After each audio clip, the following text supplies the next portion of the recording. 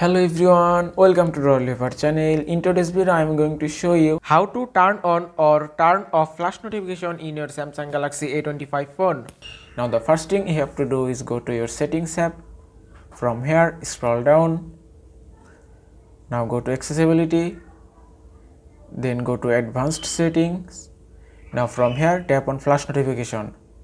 Here you can see two types of flash notification. One is camera flash notification and another is screen flash notification. If you turn on camera flash notification and tap on preview, you can see the camera flash is flashing. And if you turn on screen flash notification and tap on preview, you can see the screen is flashing. And that is how you can turn on flash notification from here. Also, if you want to turn off this notification, you can turn it off from here. And that is how you can turn or turn off flash notification in your Samsung Galaxy A25 phone. I hope this video was helpful. If it was, please give it a thumbs up and don't forget to subscribe.